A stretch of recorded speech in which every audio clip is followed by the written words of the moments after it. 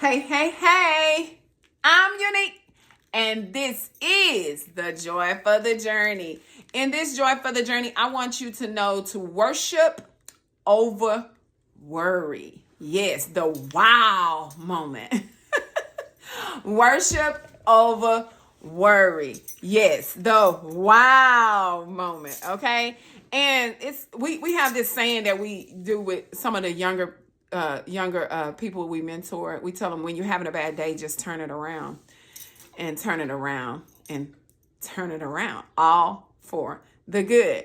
And the reason we say that is because we have to learn to worship over worry. And sometimes with the kids, when you're going into schools and stuff, you can't get that deep into it, but the spirit behind it. And the spirit behind it is always God. And we're always pushing them to be a better them. But it just reminded me today when we was at, a little meeting or what have you, just to worship over worry. And the importance of that is when you worry, you worship low vibrating spirits, you worship the devil, you worship anything that's not good. You literally go into a worship moment. And I recently had this thing where my body was responding to worry. And I was mind blown because God was like, you concentrating on that too much. And your body is so smart, because we learning a lot about our body and eating right and stuff like that. Your body is so smart. Your body even understand when your mind can't escape something. And I'm like, wow. And my body was literally reacting to the worry. And God reminded me, you remember when you spoke about worship over worry? Because see, when you worry, you automatically worshiping the devil.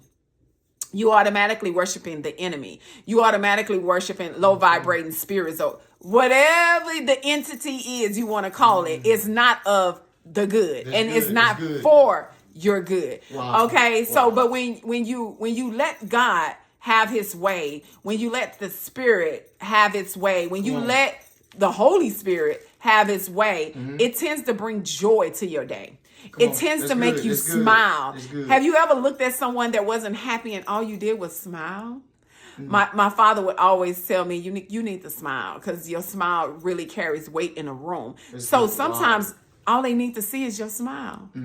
All they need to know is, don't worry, even if it's just for a moment. Right. Because I realize when I'm going into the schools, I'm only there for a moment. And I'm always telling them to seize the moment. You have to seize every moment. So if you know me, don't call me when I'm out taking care of business or doing something that God calls me to do, or just being out, because I